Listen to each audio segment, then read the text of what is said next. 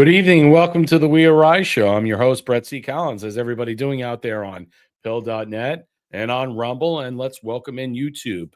Yes, we are on YouTube and we are live. Hope everybody out there will subscribe to my YouTube channel out there. Maybe go to pill.net if you want to support the platform. But we are on YouTube now. We're expanding. There's a lot of compilations that are in place with many other people that I'm working with and that I'm doing. I just want to let people know tonight's show is an open invite. If you want to have a conversation or discussion, you can see the StreamYard going with the ticker tape parade. If you want to call in, have a discussion, because we're expanding. We're going to have some hosts. We're going to have some live hosts, guest hosts, and other things that we're going to be doing in the future that I've already, let's put it this way, supplanted. So I want to welcome everybody out there on Pilled, on Rumble, on YouTube. Thank you for joining us tonight. Let's welcome my co-host, Marshall Smith. What's going on, buddy? Everything's going good, man. I'm over on YouTube right now and I'm chatting with myself. So, Okay. if you guys want to come over there, at least sign up, at least subscribe to it. And then maybe you can go back and forth. We can play on the chat a little bit there. It's working fine. There was no slowdowns on it when the show started. Right. Um, We've had so we've had an expansion because I've been doing a lot of shorts with the AI shorts, and I'm moving all the stuff out of all my commentary on the shows between you and I. And so it was just hanging out there, and a lot of people were signing up, and there was a lot of positive views about all those shorts that we were doing, the clips and all the things that you do. You run it through an AI funnel and it puts it out there. And so I thought that was good. So we're just expanding out there in I, some I, way. I So want to thank Blue Viking for the donation the other. Thank you, Blue Viking. I appreciate it. yeah, Sorry, thank you, Brett. Blue Didn't mean to Viking. Yeah, interrupt you no on that. problem. Thank you, Blue Viking. It's good to see everybody. 10,000 gold pill accord. We are moving on. We're expanding. We're blowing things up. There's a lot of great news out there. I'm just going to keep it private right now for now. It's not my place to say anything. Hello, Alita. How you doing? True Terran, I got some good stuff for you. Some stuff that you mentioned on Wednesday, maybe that it's part of the Voting Rights Act. It's part of the 65 Act. A couple of other things. Let's say hello to our friends over here on Pill.9. Wood USA donating 117 gold pills. Let's effing go. Good to see you. Thea, thank you for the can. I really appreciate it. Like, share, and subscribe. Always hit the bell to notify when we go live. It's really important. If you want to drop us a gold pill, donate, support the platform, you can go to buymeacoffee.com, or you can help out marshallkofi.com/surfdog74. Same thing over on Rumble. You know what to do over there with the rants and stuff. Let's get into tonight's show. Tonight's broadcast is going to be about testing indictment waters, Maduro's last stand, Trump's duplicitous détente, and so much more. And I think that a lot of these things are equally, let's just say, and subjectively moving through the process of this week, testing the indictment waters. So you had 3 people that have been indicted: James Comey, Letitia James, and now John Bolton. Okay. What does that mean per se? Well, we're going to get to that, but I want to show you some breaking news before I move on, because I can tell you right now, there's just so much stuff that is happening, and I think it just came to my attention. It was sent to me, and so here we go. So President Trump has commuted the sentence of George Santos. This is a congressman from New York. I forget what district he was in. He was sentenced to a ridiculous 7 years in prison. This is the right move. This is what he has. Trump, I've signed a commutation releasing George Santos from prison immediately. Good luck and have a great night. Commutation is just, he reduced the sentence. He didn't pardon him. He just commuted his sentence to null and void, and it's done. So he doesn't get a pardon.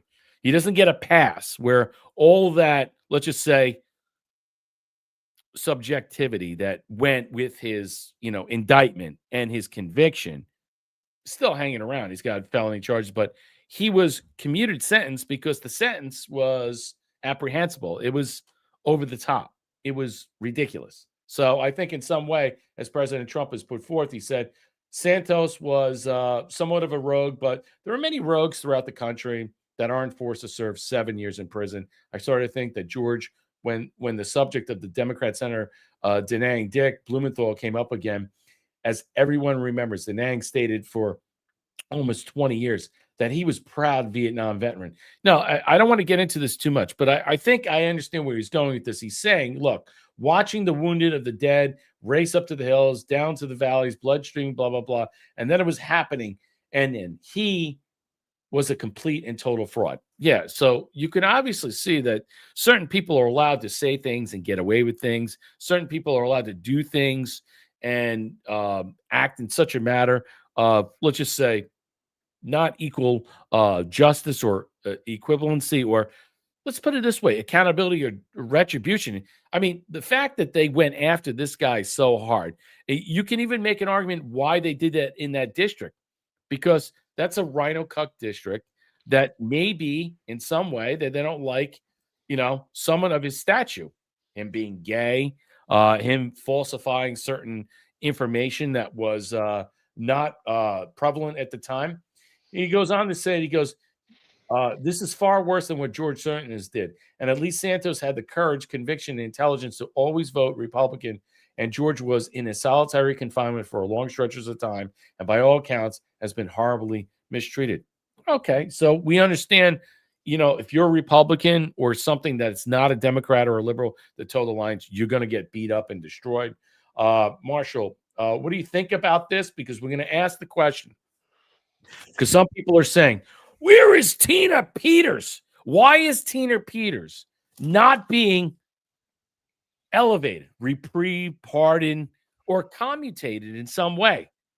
Because this is a federal offense that happened with George Santos. A lot of people who are an ex could not understand the relativity or Colorado understanding this. They're like, the only person that can grant her some type of pardon is what we call clemency from the governor, who's a Democrat. It's not going to do it. Was it Jared Polish? It's not going to happen. The DOJ can file a habeas petition, getting it transferred to a federal matter. I don't know if that's going to happen. Maybe. But going to force the courts, the state or the state Supreme Court of Colorado is the only viability. And so people they're applauding this. They're saying, why isn't Tina Peters, Gold Steer? Yeah, I understand. But President Trump can't get her out. He can't break her out of jail. He can't commute his way out. This is a state charge. It wasn't a federal charge. It's only the DOJ, her lawyers, with an appellate scenario. And people are like, why are you supporting this gay, fag, Republican stuff like that and stuff? I go, I don't think I think you're missing the point.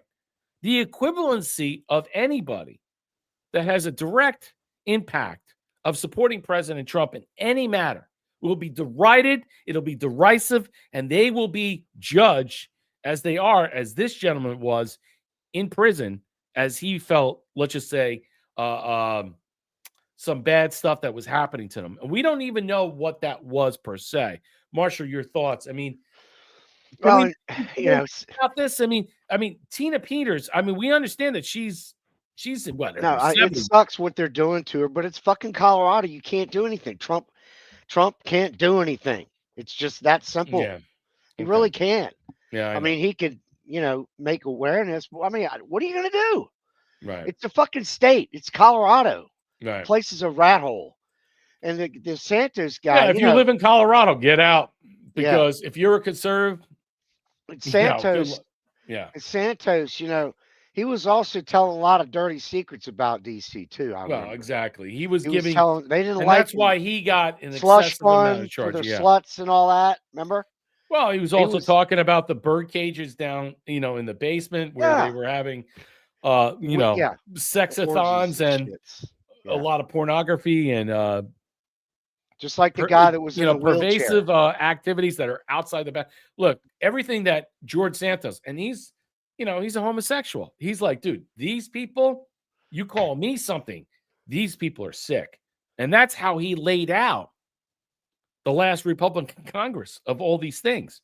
And he said that he went on Tucker. He said he was invited to these things. He's like, I don't want to be a part of this disgusting, dirty, whatever it was that he called out. So, and that's why he got the full term, and he's been lying in some type of box, hidden away, and they obviously did everything they can to destroy this man and break him down, Marshall. He was like Besant, you wouldn't Yeah, really know he's gay because right. he wasn't flamboyant. He wasn't all like that. No, He no, was just like kind of what I would call a normal gay, which is the way they used to be, right. where they would be in their own private.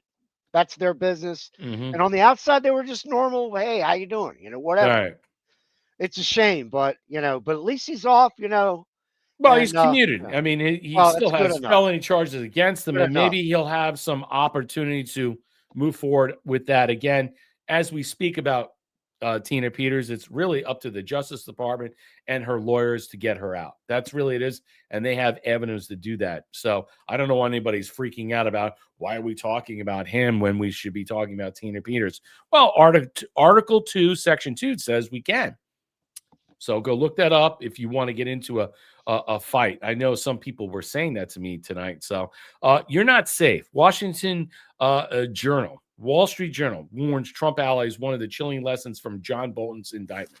And we're going to get into this, but I didn't get a chance to cover it yesterday. The Wall Street Journal's editorial board warned allies of President Trump on Friday to take careful note of the lesson that former National Security Advisor John means for them. You're not safe. I'm not going to go into this too much. I think people can understand it, that the article was written saying, hey, look, if you are in any way connected to this administration, it's time to dip out now, pony up any of the evidence that they're doing, all right, and protect yourself.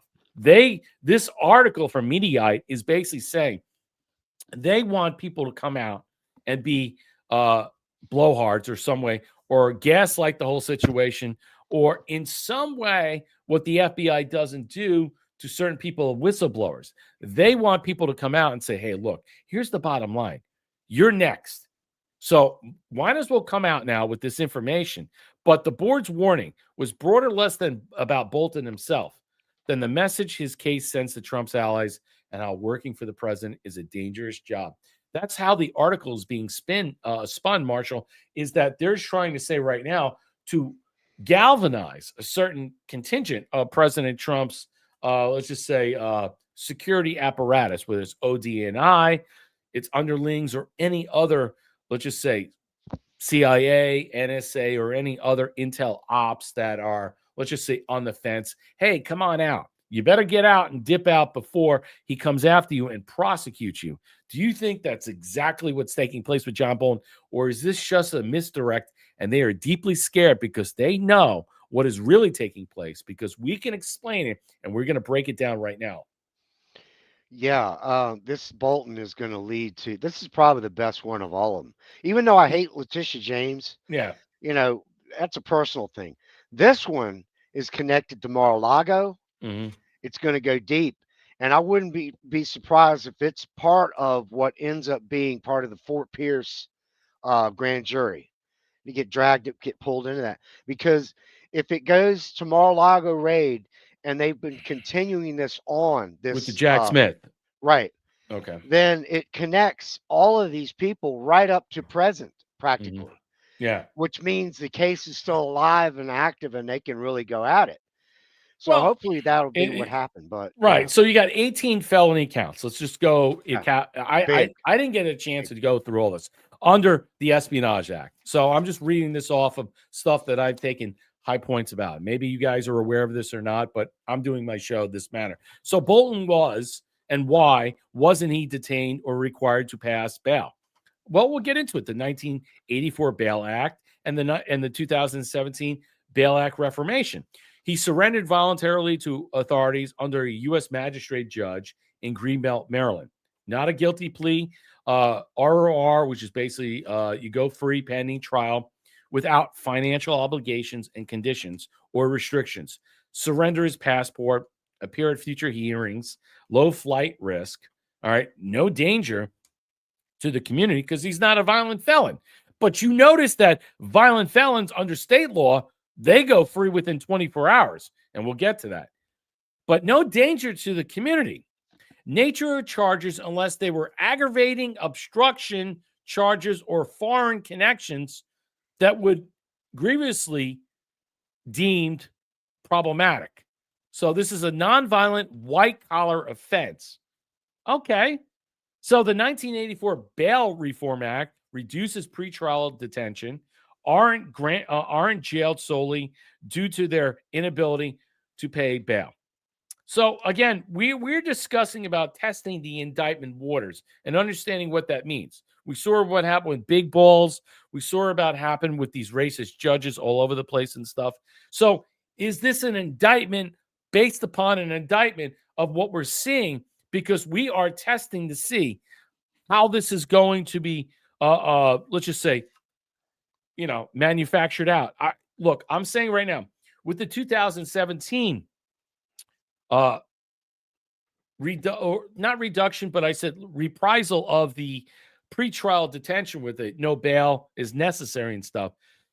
Are we separating non-violent white-collar offenses with violent? But at this moment, can you see any differential, any determination? Because there are many people who are looking at this, and they were on X like myself and saying, again, part of the big club, you're allowed to go and stuff, but there are precedents of this. He's free on recognizance, and Comey, James, and Comey, Letitia James, and Bolton both are unbelievably allowed to be set free. When you look at the rest of us in a nonviolent scenario, think about it. Have you ever been arrested in a nonviolent scenario that you were allowed out the next day? That's something to think about. It's something to think about where we are in this country. I know the guy is 76 years old, but I got to tell you right now, he doesn't get a pass because of age. The point being that I'm saying is that we are testing the waters. We're seeing what happens based upon the judges that are inside Maryland, Virginia, D.C., all these federal judges in some way. And the question is, how far are we going to go with these indictments that these people are going to be able to walk from? Is that what we're going to see? Was that the initial plan? Because it seems to me, it may seem that way. Let me play this and we'll get Marshall's take. But listen to President Trump.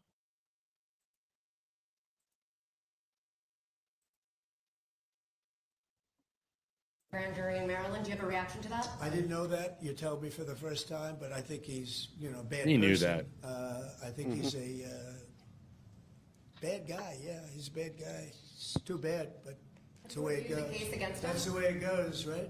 That's the way it goes. Will I what? Have you reviewed the case against him? No, I haven't. But I just think he's a bad person. Okay, anybody else? Why would he review the case? That's all the DOJ. See how the media likes to paint a picture, a broad brush, and saying President Trump is going to review the case. Not President Trump. The DOJ has indicted him, okay, under 18 felony counts under the Espionage Act, meaning he has held classified documents for a very long time, hid them, put them online, let's just say utilize them to share them with family, the mother, the daughter. And the question is, why would you share them with them? What would you get out of it unless you're being paid and proffered off or bought off in some way? Marshall, your thoughts, because there are many people right now are saying, why is this guy like James Comey just walking out? He's able to just walk out, surrender his passport, low flight risk, and a nonviolent white-collar offense. Why is it that that's what we're seeing? We're seeing a lot of black offenses, violent, killing people on levels we haven't seen, and yet they circumvent the courts within 24, 48 hours, murdering people left and right. So again, what are the rest of us who sit right here on our trough watching all this stuff from both angles and saying, what the hell is going on? How is this even possible? Because some people are really pissed that he was allowed to be set free. Question is, well, if you're charged with espionage charges under the Espionage Act, the question is, why do you get bail? What have you done to give you that free pass? Oh, so you're not how can you not be a flight risk? I mean, does the FBI say, hey, look, to the prosecution, we don't have enough evidence to allow him to sit in jail. We don't want him to sit in jail. We want this to made look like for what it is.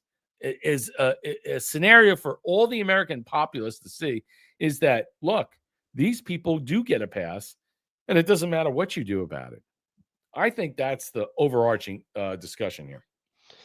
Well, first thing is that the media right there just tried to make Donald Trump the attorney general. Right. So, which would be the king, right? Mhm. You're the king. Did you review the case? Yeah. So that's what they were narrating there. They're trying to spin that. The other one that I'm seeing is what you talked about earlier, where all these people are being indicted. Are they test cases? Are they test cases? Are they what? Yeah. Well, what they're doing or what's happening is we are getting to witness the corrupt judges.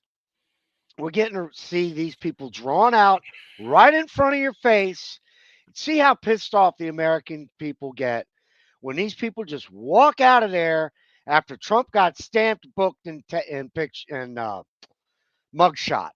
You know, when all these other people see, so you're seeing that difference, and when people experience and they feel it and they see it, there's a whole different experience than just kind of hearing about it. You know what I mean?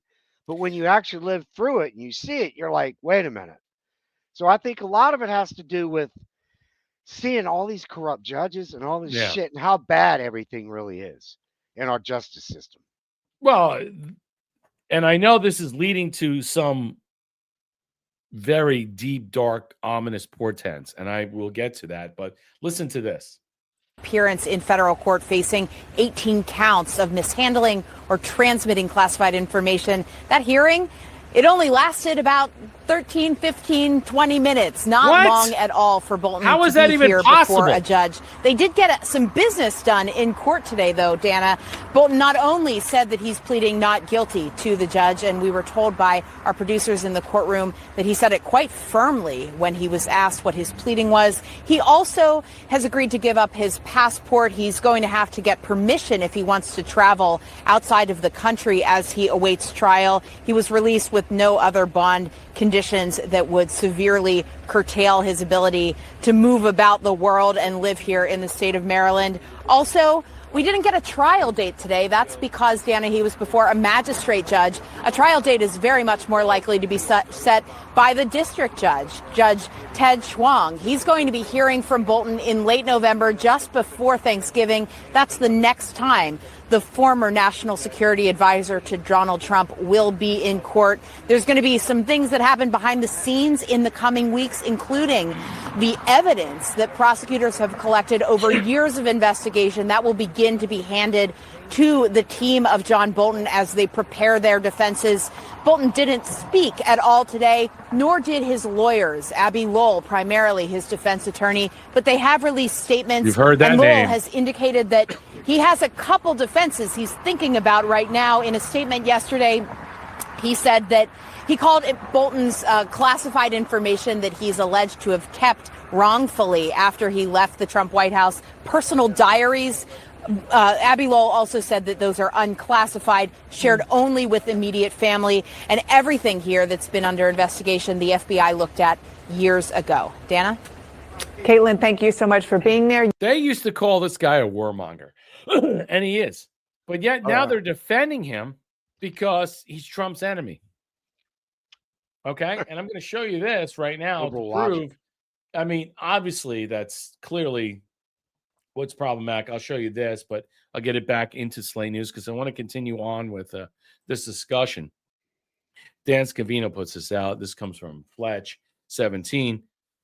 What did John Bolton do with all those yellow notepads that he was always taking copious notes, abundant notes on the cabinet, in the cabinet room, Oval Office, Situation Room, traveling abroad? Yeah, like this. These are notes. What did you do with them? Did you transcribe them into an AI fashion? Did you transcribe them into your computer? You connect your computer, you talk to this, and you put them in there as notes. And then what? What did you do with that? Why were you allowed to take this amount of copious notes, abundant notes, notes that are just like, let's put it this way, that are so profuse, so damning, so egregious, and so, let's just say, illegal, Remember, the only person is allowed to take this stuff is the president of the United States once it's declassed. That's it. And yet they went after him at Mar-a-Lago. And they're still saying right now in this situation that John Bolton, okay, in some way was not allowed to take notes. And that's what they're transcribing this as note-taking. Well, if you're in, who's to say it's not just note-taking? I saw an article saying that he had some type of recorder in there. I'm not saying that's true or not. But the point being, whatever your copious notes, your profuse notes that are so abundant and let's just say to the point that you were transcribing, the question is, it should have never left the room. And in fact, it should never went on your computer on an AOL.com or in some way to be transferred to somebody else. Question is, were you making money and proffering off this, Marshall? Yeah, essentially all he was doing was physically recording everything that was going on by using a pen and a pad. Right, because you can't get in there with some type of video camera, phone, what have you. You have to put it in the box. But he had what is being explained far more than people are letting on. And here's the thing. It goes back to Bush, during his time and stuff like that. So you have 3 presidents, Bush, Obama, Trump 1 and Trump 2. So the question is, how much information and documentation let's just say, compiled over the years that you use to what? Make your money. Because selling documentation, information, bases, and we'll get to it. Slay News, I think, actually gives the best, let's just say, predominant discussion of what is taking place in these 18 counts. And I'll just scroll to this rather quickly. And it basically shows it. The materials allegedly include intelligence on adversarial attack plans against the U.S. forces. This was in term 1 of President Trump, his first term. Covert operation sources and methods of human intelligence in his first term. Missile launch warnings and foreign government interactions with U.S. adversaries. Yeah, I'd say it's fucking treason. Okay? The FBI say Bolton jeopardized national security. The FBI's investigation revealed that John Bolton allegedly transmitted top secret information using personal online accounts and retained said documents in his, possession is a direct violation of federal law, according to Kash Patel. Weaponization of government will not be tolerated. Okay. So he transcribed all the stuff that he took notes, and then he sold out the documentation and information out into these various sources. That's how his wife and him and his daughter accumulated wealth. So this is a cut and dry scenario. 18 under it says 18 counts, federal counts of Espionage Act. And people are asking, why does this guy get to walk free? And I agree with everybody that makes that that connotation. How can someone, that is committed or has been indicted for so many different offenses in this matter that is treason against this country, gets to walk free? Hold on, that's not it. Gets to walk free, and then hey, you don't need no bail, you don't need anything. You need to show up. You need to have you need to have this, you need to have that. Yeah, it's a problem. It's embarrassing. But this is the way things have been set up. And in these courts, you're made to see how bad and rotten and corrupt they are, that these people with these nonviolent white offenses, see, you have white collar offenses, and then you have black offenses. Both these things are affecting you and I. Do you don't think in some way that John Bolton's egregious activities of profiting off of selling classified information hurt Americans, hurt American troops and their forces in certain regions, that cause them to be killed or murdered or anything else, or supplanted or undercut President Trump's progress through peace deals or anything in this matter? You cannot let this go. But the fact that he got a pass because there are laws in place, not just that law from 84 and 2017, the Bail Reformation Act that was done again. You have a lot of black individuals, young black people or black people in charge, and even illegals allowing to skate through the system to kill you and I, Joe Citizen. And it's becoming problematic, Marshall, and it's getting to the point is that I think we're getting lost and we're getting done with this stuff, and it has to come to an end because I can tell you right now, my sheriffs in this state right now are ramping up, run over them because of the no kings that are going to happen very soon. Yeah. I know you're in Tampa, so you may have some issues over there. Yeah. Not much, but some. Over here, we've got one little one. It's nothing. We got Not too bike. bad over by you, right? Nothing. There's Okay. nothing over here. Nothing. But plus, it's also Biketoberfest here, so we've got all the bike. We got 100,000 Trump-loving bikers in town. So I don't think they're going to afford to fuck around because these guys are all American vets, man. These guys love America, so That's great. I mean, and this whole Bolton thing, people have to. I've said it before. Are people taking it seriously? I mean, should we take it seriously? Am I being jovial, or let's just say pretentious in saying that we're testing the indictment waters because we want to see what the judges are going to do? Is that a fair assessment of understanding what I'm saying? It's not about what he's done. It's about what's going to be, let's just say, levied and bevied against them through the judge, through a pretrial motion, through a jury system that he's going to be, let's just say, is he going to be convicted? I mean, are we able to get convictions per se? That's my point. Yeah, I think eventually he will be. Are you sure about that? What's the Bell? I'm sorry, Green Belt, Maryland. Are you really, really sure? I'm not. No, well, not in Maryland. I'm not because I know Maryland very well. That's where he's indicted, and that's where the trial's going to be. However, he's got 18, and I don't think it's. If it does, I don't think it's going to be end of this story here. All right. Okay. So let me just say this: in October of this date, 17, big number, in 1871, ladies and gentlemen, the Reconstruction Act was underway with Ulysses S. Grant. He suspended habeas corpus in 9 counties in South Carolina. Yes, he did. Under that was the Ku Klux Klan Act. What I'm saying is right now, the Habeas Corpus Act was suspended multiple times. What I'm seeing right now is that the possibility, the back-ended scenario of what we're about to see is that it might come about because of the fact is that Letitia James, totally corrupt, James Comey, and many others, and even John Bolton might skate. I'm going to show you a video of that, but I want to move forward with the Venezuela stuff, what's going on, because this is Maduro's last gasp. I think Maduro is he's about to face his own reckoning because he was installed by the CIA and elements of that.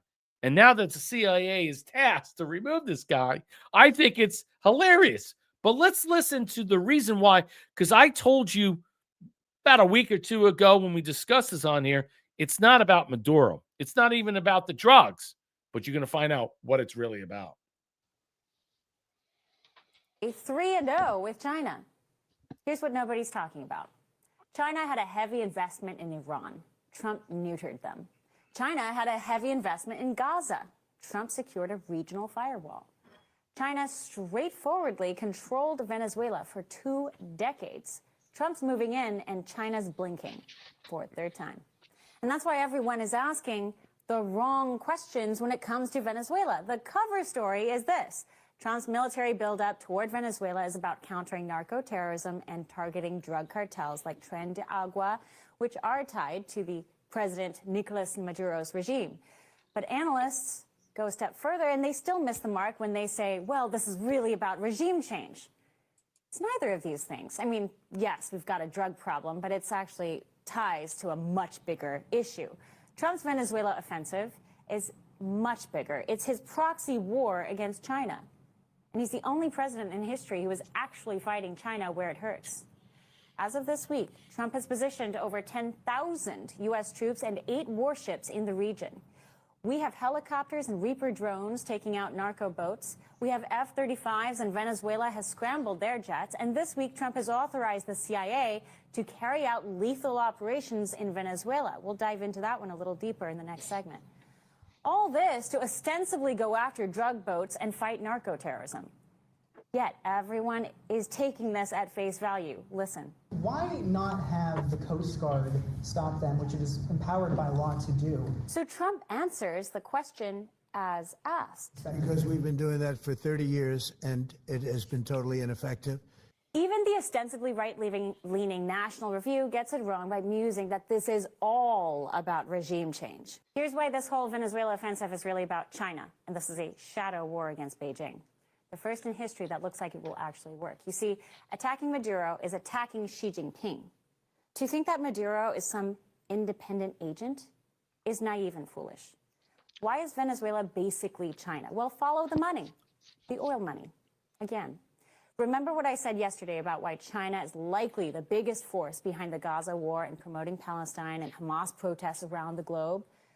Remember, it's about taking advantage of bad leadership that sits over cheap oil and cheap resources. China sweeps in, buys out the leadership, gets free gas, essentially. Venezuela is the poster boy of this predatory China oil game. Beijing is Venezuela's largest creditor by far. Venezuela is over $60 billion in debt to Beijing since 2007. It pays Beijing back in, you guessed it, oil. Venezuela is economically paralyzed by sanctions. The only country supporting Venezuela meaningfully is Beijing because they're the primary buyers. This forces Venezuela to sell their oil for next to nothing, meaning they'll forever be indebted to Beijing. That's the whole game. That's the way China plays. In May 2025, at the China-CELAC Forum, Beijing gave Venezuela an additional $1 billion in new oil investments, solidifying Venezuela's position as the front lines of the U.S.-China shadow war. But China's interests in Venezuela go far beyond cheap oil and economics. Chinese companies are neck deep in modernizing Venezuela's ports and telecom infrastructures. And as in all things related to Chinese companies, you're a fool to think the Chinese Communist Party does anything without making it a dual military-civilian use project. I'll say it again. China does not allow its companies to operate in the world unless it could also be used for their national security purposes. So don't be fooled when Trump is using all this force and manpower and CIA expertise in Venezuela. There you go. I think that's a good synopsis. I think she actually eloquently really lays it down. Is it less about Maduro and more about China? Well, I would say that it's a little bit of both. Who installed Maduro? The CIA. Who's now in charge or in task of removing and toppling his regime? The CIA. He's granted authority to move ahead. He's basically said, I want the head of Alfredo Garcia. So this is what it is. I don't think you guys know what that is. It's an old movie. It's a Mexican movie, 1974. It's a dark comedy. But the point is that he is now tasked of removing this guy. Maduro has come out and asked, we'll give you everything you want.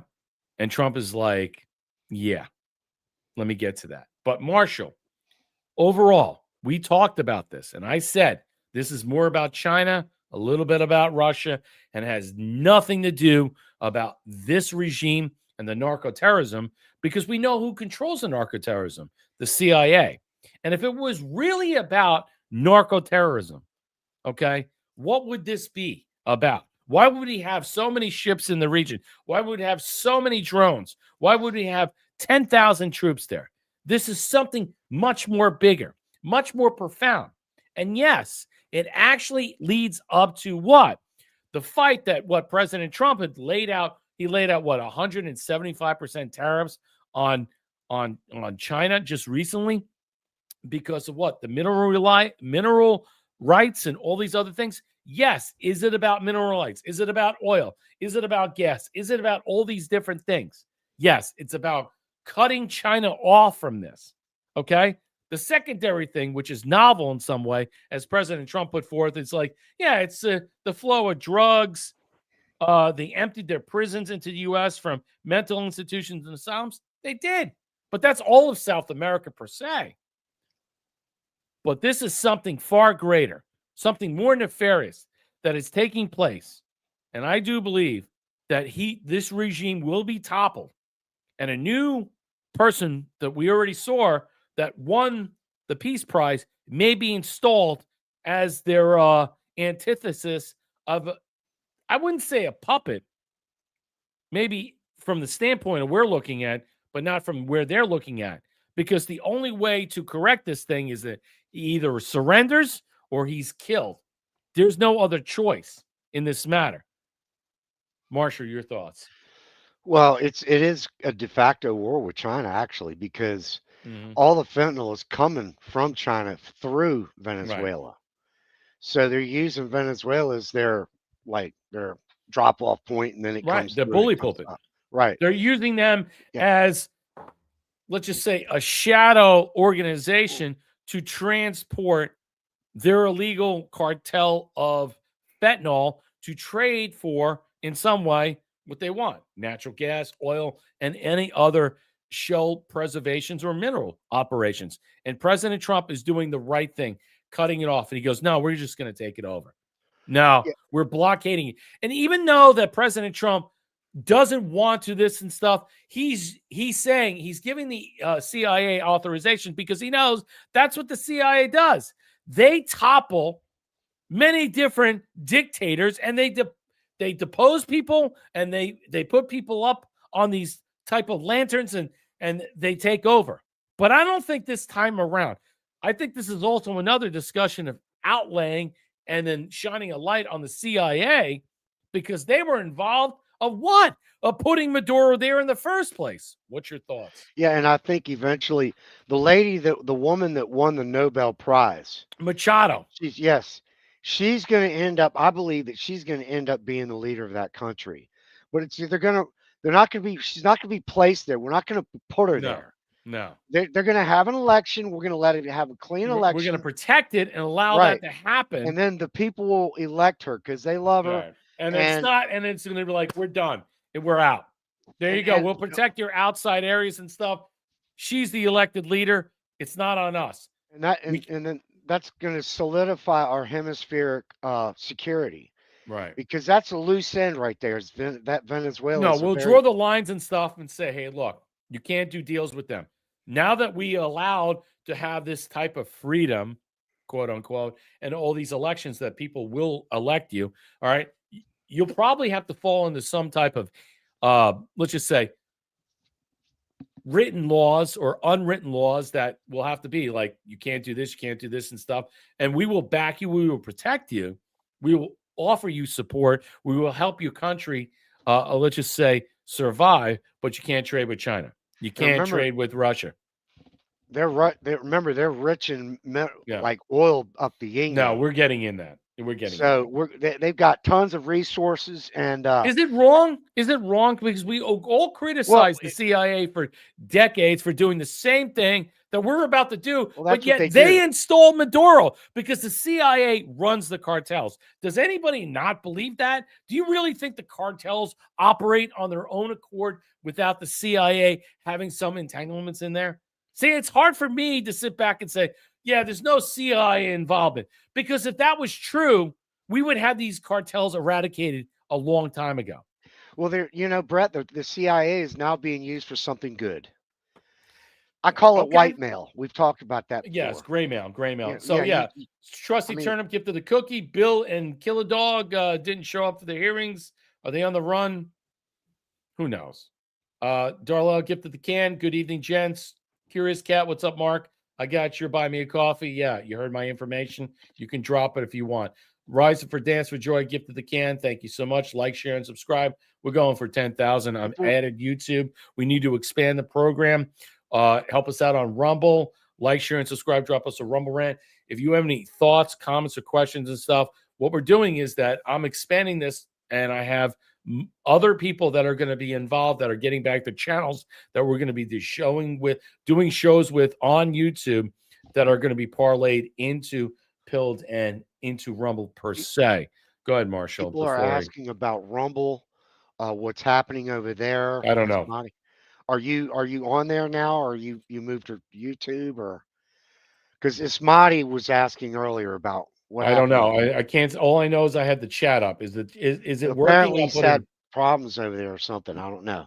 in. Okay. But he was asking what's going on with Rumble. That's all I know. Well, if it's not working Go to over on YouTube. yeah, Get go on to you- YouTube. If is it working? If it's not working, if you can hear me, go to YouTube. I'm on Pilled. I don't know what else to tell you. That's why I've been doing this. I've had a lot of problems with Rumble lately, and they're not sharing my stuff. They're not allowing me to expand, and I don't care anymore. That's why I'm on YouTube. Okay, Sonny Boy over here breaking 3 B-52s are flying over Venezuela. All right, so Margok says it's working great. Off of Venezuela's coast. B-52s, think about that. Drug trafficking in the Caribbean. Trump is pressuring the Maduro regime after Maduro rejected regime changes. President Trump believes Nicolas Maduro is an illegitimate leader of a regime involved in drug trafficking, said Caroline Levitt. No, look, I don't disagree. I don't want to play this because we got to move on. I got so much more stuff. And here's my point. Here's my question. So why is it, okay, that we're discussing this in such a manner that a lot of people are saying, well, this is unconstitutional. We shouldn't do this in some way. President Trump has already laid out the terrorism laws and the fentanyl prom and all these other different things. And now they're trying to bring in all this other, let's just say, inclusionary or exclusionary information that they would suggest that it's illegal. It's like Rand Paul. President Trump called out Rand Paul today. He said, where has this guy gone off the rails? He's attacking me for what's going on in South America, which is an ongoing operation for decades. And he's saying this, and he basically said, you need to vote Rand Paul out. Rand Paul is garbage. Rand Paul, Thomas Massie, everybody in Kentucky that has a seat needs to go. There is something that's going on in Kentucky that needs to be what? All right? Needs to be demonetized, needs to be deplatformed, needs to be debunked, needs to be called out. It is ugly. And the senators, the congressmen, they're garbage. Massey, all these people. Maduro accused of CIA attempting a coup. So here we are. Maduro accused CIA of attempting a coup in Venezuela. The Venezuela president says, you strongly condemn the alleged CIA operations in Latin America region. Well, how would you know that's happening? Because you were installed by them. That's the reason why. The reason was the report by the New York Times that American intelligence had received permission to conduct covert operations. Yes, President Trump has authorized that. But I think this is so much more. This is so much more that you're understanding. And then here we are, to destabilize the government of Caracas until we will be there to stage by the CIA. Latin America doesn't want them, doesn't need them, and rejects them. This is a guy that was using certain, let's just say, voting Dominion operations that are now gone defunct, sold off, and I'm going to get into this in some way, that allowed this guy to be a precursor to be voted in and again when the elections were stolen after he was supplanted there by the CIA. Latin America doesn't want them, doesn't need them, and rejects them. I guarantee you right now, this puppet president is not going to end well. They're going to kill him because he's now ready to speak. President Trump is calling them. He's ready to speak, and he's scared. Maduro said at a meeting in National Council for Sovereignty and Peace, tensions in the region have increased after the dispatch and an American military squadron to the shores of Venezuela. Look, I think it's some way. Whether they capture him alive or dead, the question will be, what would be the impetus to keep him alive? Well, from the CIA standpoint, it wouldn't be, because he'd have to testify that, he was put there in this manner. Or maybe there's an operation to keep him alive for the potential to do this. But President Trump has offered a $50 million bounty on this guy's head. And I do believe in some way, yes, he gave President Trump everything he wanted. We'll give you everything of this country. So here's the question. Why, as a leader, we'll give you all our mineral rights, we'll give you oil, this and stuff, and you let me be? Because the money doesn't come from that. The money goes to China. The operation is the drug trade. Do you see the bifurcation? He's saying, we'll give you the mineral rights, we'll give you oil, we'll give you gas, we'll give you everything you want. You just keep me in power. And I have to tell you right now, That is because of one thing and one thing only. The operation is so grandiose. It's so massive. It's so big. And I do believe that the only way to curtail this, to finish this once and for all, is to sweep through Venezuela, all right, depose this government and this regime that's in there, this narco-terrorist group stuff, block off any type of transference of mineral rights or oil or gas or shale to China or Russia in some way, and then make sure that you're the big swinging dick in that area. Now, whether you want to provide an opportunity for them to have their own elections, I don't know. You could supplant that with the CIA. But I do believe President Trump mentioning the Machado, who won this Peace Prize, is the likely, let's just say, benefactor of securing the nomination, Marshall. Yeah, and this guy Maduro, he's I don't know if he's going to live for much longer. No, I think either- they're going to kill him. I think they'll take Yeah. if he's alive. The question is who gets to him first. See, here's the thing: if the CIA get to him, I mean, he's got a capture or kill order on his head. So, from this standpoint, does that mean that they're going to kill him per se? I don't think so. I think they want the information.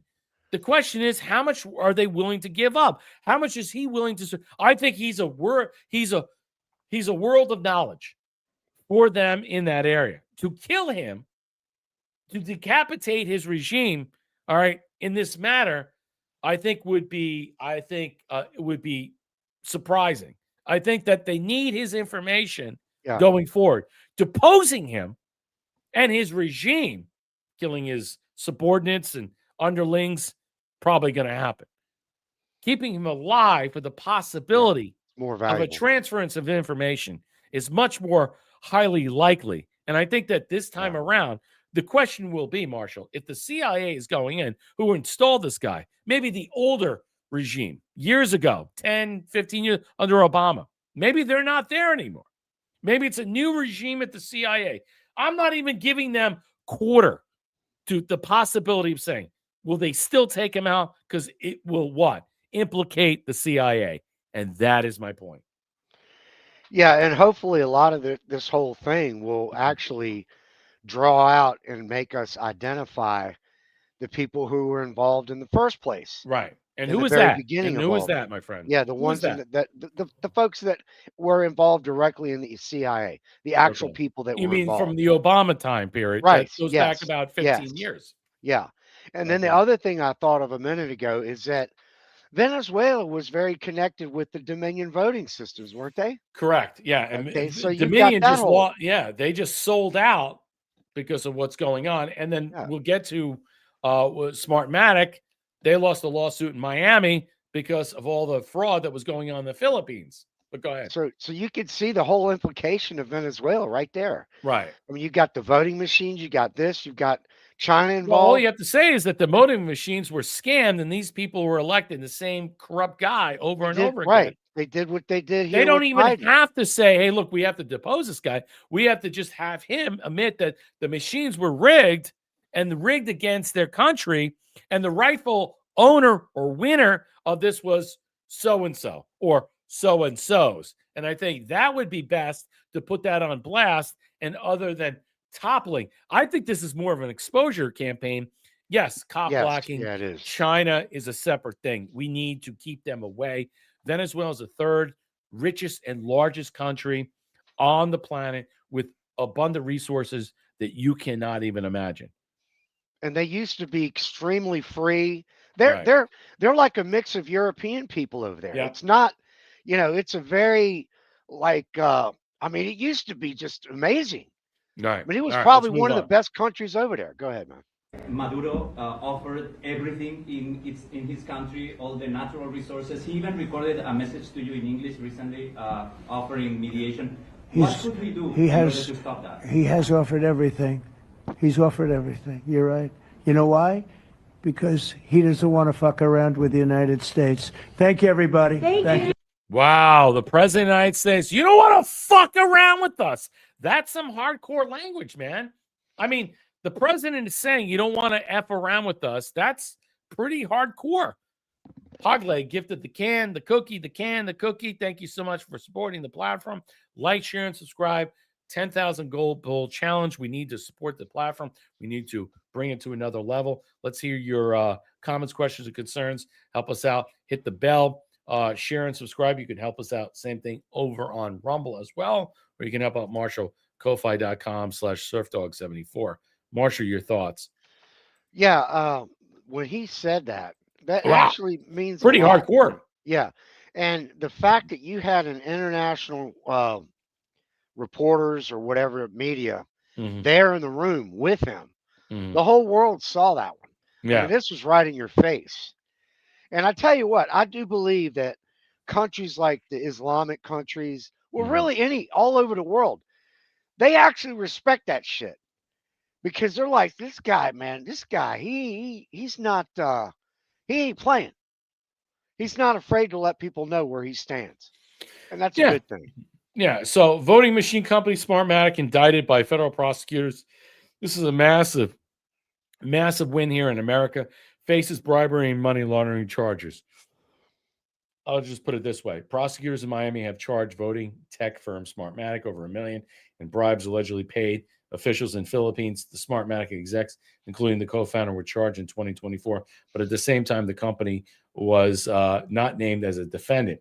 The criminal case in unfolding Smartmatic is pursuing $2.7 billion, while Fox News defamation of airing false claims that the company helped rig the 2020 U.S. president election. This is powerful. Smartmatic in his statements denied the allegations, said it believed the U.S. Attorney's Office in Miami had been misled. Yeah. This is, again, targeted political unjust. Yeah. Okay. Yeah, no problem. Miami federal judge. Look, it's not just them. Voting machine company charged in Philippine bribery. You also have the idea of understanding what's going on. Here it is with Venezuela. According to the superseding indictment between 15 and 18, Roger Alejandro Panato Martinez, 50, a Venezuelan citizen residing in Boca Raton. I know that area quite well. Jorge Miguel Vasquez, 64, of Davie, together with others, caused at least $1 million in bribes to be paid to Juan Andres Donato. Batista, 61, the former chairman of Comelec. The bribes were allegedly paid to obtain and retain business from Comelec, including the release of favorable value-added tax, VAT, reimbursements, and other contractual payments for the benefit of the SGO Corporation Limited and its affiliates. Wow. And we also know what happened with Dominion. They sold out to a conservative Republican group. They were fine because they knew they were going to be affected in this matter, Marshall, in some way. But what does it tell you? So we're taking back. So 2026, do you believe in some way? Do we have a possibility of controlling our electorate and the process that goes through? Because we're going to have paper ballots that are water-based. We're not going to have Smartmatic and Dominion machines per se. You'll just have the corrupt, phony people that will be involved that will be what? That will be monitored, that will be, let's just say, oversaw in some way. What do you expect? Do we have a 2026 election, or does this just prove that we shouldn't have a 2026 election? And how does this equate to the next 2 years thereafter? Yeah, we're going to have a 26 election, and I think we're going to wipe their ass out. I mean, I personally believe that. From the Voting Rights Act or because of this? There's so much that leans in that way. The VRA, the redistricting, all of that stuff. Right. I mean, it just, and the machines, this whole thing, these people are losing their, and you know what? Speaking of that, these people are losing their shit because the more and more we get in that direction, you're going to see these people ramp up with their violence. Well, yeah, I mean, we're going to get to it, but this is for True Terror. Man, you were on fire on Wednesday, and I want to show it to you. This is for you. All right, Gavin Newsom rigging the California prop redistricting that we were talking about in mail-in ballots is finally getting national attention. Fox News shows live on air. No on multiple ballots throughout California. They all have the same hole in the envelope showing no vote. Let's listen to this. This is quite extraordinary. No, this is how they scam. Republicans will, depending on how you insert the ballot in the envelope, people can see how you voted. That's because this hole lines up perfectly with a no vote. My no vote is visible through this window in the envelope. Coincidence? Shady? Can it be sorted out?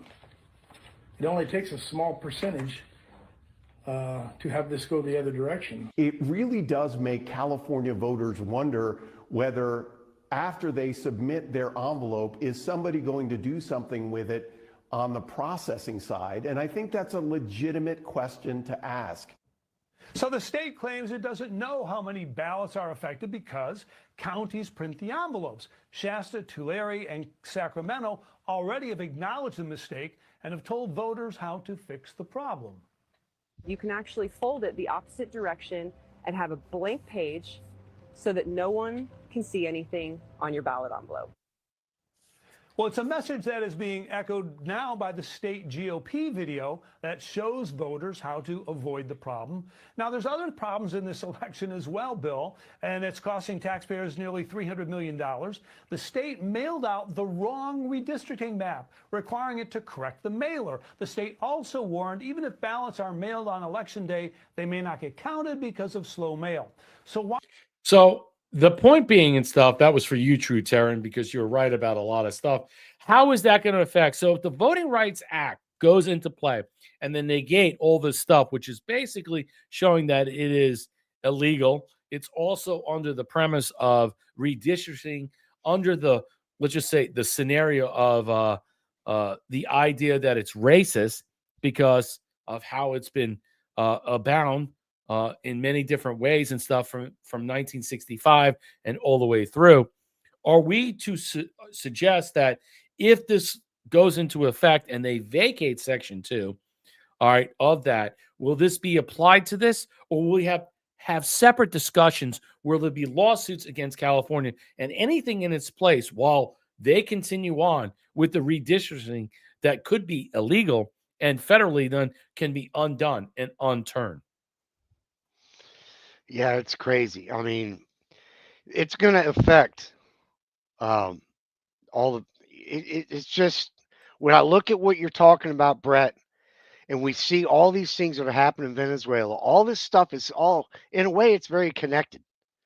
You know, it's. I don't know much more to say than it's just. I look at it and people are seeing this stuff happen. Yeah. And well, you're seeing the collapse of the idea that our voting scenario isn't rigged, isn't gerrymandered, isn't racist, isn't bought off, it isn't controlled. Smartmatic and Dominion are done. I think that a lot of people are saying that when you get to this point, then you start to see what 2020 is all about. So these are slowly building in as embers to defeat the narrative of 2020 of that Joe Biden got 81 million votes. It's slowly walking into it. I thought that we had better confirmation through the Supreme Court and many other different scenarios in the conference of the court that circulates around that we can hear about a truth. And I think that's the possibility that they're holding on to it to afford us the luxury to hear it later on. Let me say this, Darla, gift of the can. We better get another MAGA president after Trump or we will be screwed over in the camps. Yeah, God help us all. Yeah, so again, Darla, I'll ask you this question. Do you believe the vice president and Marco Rubio are MAGA based? I'll leave it at that. Darla, I'll give to the can. Prior presidents made a mess of the world so badly that President Trump can't fix America. It's a lot on his plate. Well, I mean, look, I think that the orchestration and the reiteration of what President Trump is saying and doing and how things are up and down and stuff, especially with the collapse of our government and how things are being, let's just say, prophesized. It's right to our face. I mean, we're seeing it. We're 17 days, I believe 30 days. It may come back after November, but I'm not sure. I still think it's going to be after November it comes back, but I can't say that for certain about our government. And here's the point. What does it matter? Do you really care? I don't really care. I hope it just shuts down for the rest of the year and we can rebuild this after next year. I don't know what that entails. Senior Apollo gift of the shades. There will never be another Trump. We are so lucky to have him. Yeah, and again, Marshall and I always talk about who's the next Trump. You might get 2 more years. And I think that it has to be possible that we do, because Yeah, we I do. just don't think Yeah. we can ever. Marshall and I are in agreement with this, because having Vance and Rubio may be good I'm for not- the neocons and I don't stuff. trust- It's not going to I don't sell. Yeah, it's not going to sell the MAGA base. Okay, you have to separate that now, and I'd also throw into the Charlie Kirk base, because a lot of people are starting to find out that this might be some type of bellwether operation that is operating in the context or pretext of what's the word I'm talking about, Marshall? What is the where they have the symbols and stuff, they have the the places you go. I mean, I think it's something more untoward than we think. I think it's apparent, it's realistic, it's ritualistic. I'm not sure where it goes with that. Dorla, gift the can, prior presidents made a mess. Yep. Syrian and Prolo, Hogley, gifted the can, gifted the cookie. Look, I'm just, all I'm saying is right now is that I'm going to be hard pressed in 2028 of who's going to be the next VP and president. You can't vote for a Democrat. You can't vote for an independent. So who is the majority of the Republican base are going to put out? Are they going to put out MAGA less or MAGA-licious? That's the way you got to look at it. And if not putting out MAGA-licious, well, then, that's a problem. Because I think in some way you'll notice it right away, and I think we'll have a problem with the base. But it depends. If AOC is running and all these other people, there might be somebody that is going to run, that the Democrats, the liberals, the socialists, the Marxists, that are just going to go, that you cannot allow to win. So you'll be forced into the other part of the wing of this plane that operates on both sides of this eagle to vote for the opposite party, only because the fact is you can't have a guy like Mondami, AOC, this guy, anybody in this matter. And we're going to get to Mondami. Any Trump is going to automatically win. I don't care if it's Don Jr. or Eric. You're going to have, even if it's Ivanka, which is going to be very, very problematic. Very problematic. She recognizes herself as a Jew, a liberal. If she's on the ticket with somebody, would you vote for her? Or would you vote for AOC? That is something you need to think about. And I'm not going to get into this because there's so many.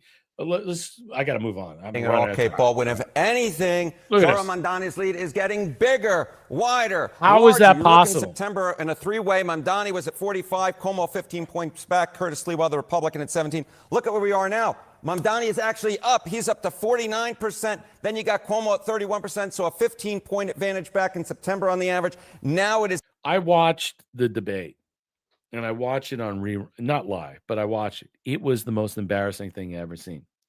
And I have to tell you right now about New York, the people that live in New York, the people are going to vote for this guy and what have you, whether you forget about 9/11 or you forget about a lot of things. And the people that are supporting him, obviously he's a very shady dude. He's getting illegal campaign funds. I also think he's a plant, by the way. He's been installed there for a reason. And keep that in mind. I've been saying that for quite a while. I've been actually saying it for the last month or two. And I think that he's a plant. And we don't know what that plant is to supplant himself into this in some way. But it's possible that he's there to control the narrative, to suck up all the oxygen in this vacuous state of New York for some untoward way. He's an actor playing a bit role. He may not have the leverage you think. Just something to think about. Go ahead, Marshall. I'm running. I'm just moving on with stuff. Yeah, that's a scary thought. But what do you thought about that? I mean, who's he an actor for, and who's the puppet master that's pulling his strings? Yeah, I mean, for all we know, this guy could be in there for good reasons. I mean, I don't know. Right, that's what I said. I mean, it's scary. I'll say scary, that. But I mean, do you think that it was a possibility that someone that, that let's just say some conglomerate of white hats or what have I don't even like that term. So just put it this way. He's an actor playing a role for a certain stage presence to take away and gerrymander and jerry-rig the Democrats and expose them for who they are. Think about that. He's exposing the Democrats for who they are. They're all on board with all this Marxist communist stuff. And let's just say he's an actor playing a bit role. And he's had terrible conversations on Fox and other stuff that he can't live up to his potential. But he's a bit player. He's just there as a stooge. Well, it also exposes. I'm just saying that. I'm not saying the other thing. It's there for us to see that everything is not what it appears to be, Marshall. It also shows the problems that we have with the Islamic situation in this country. Exactly. They're taking over Texas. They're trying to take over Texas. Well, we're with the Jews, and everybody freaks out about the bagel, and everything else. That's another problem. That's the what do they call it? The enablers. They're the enablers. Right. They call the Muslims their sweep, their broom. So you have a lot of Jews, and I don't want to interrupt, that might be voting for this guy for the very reason that we're discussing this. And so the expose is on. Do you understand what I'm saying? There might be a lot of Hasidic Jews that are in New York, a lot of Jews in general. I mean, there's nothing wrong with saying Jews. I mean, we're on YouTube, so they can't ban us for saying it. But there may be a great many people that are supporting this guy, lifting him up for the very reason, Marshall, you're suggesting. Yeah, and the other thing is, once you realize and you see the Islamification, you look at Europe, people see that shit. Yeah, we've got to do, Brett, and everybody out there. If you haven't heard of it, do it and post it and tell everybody and spread it.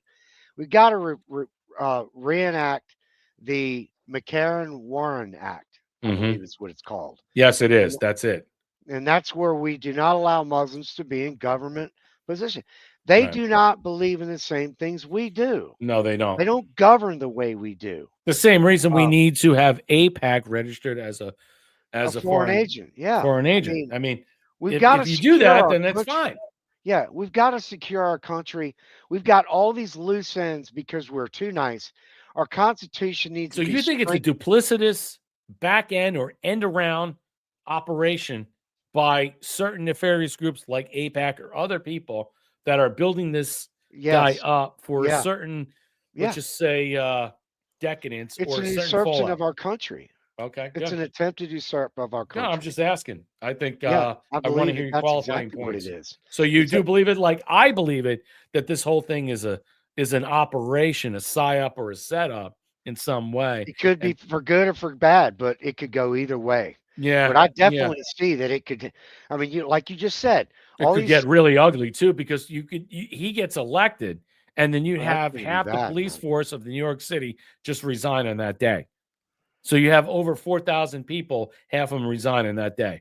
That city would be in. And you'd have murders everywhere. You would honestly, this is exactly what we're talking about. I mean, it's already bad as well because of the no bail system, of the black on black crime, black on white crime on many different areas that no one wants to talk about. And again, call me a racist, but there are many people who believe right now we are entering into that civil war scenario. And it's not because it's going to get better.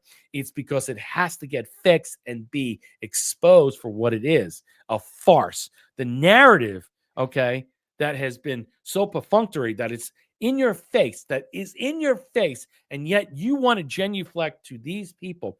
He's a good example of exposing the criminality in Iraq, because this guy right now, Mandami, is saying, he said it multiple times, I will defund the police force.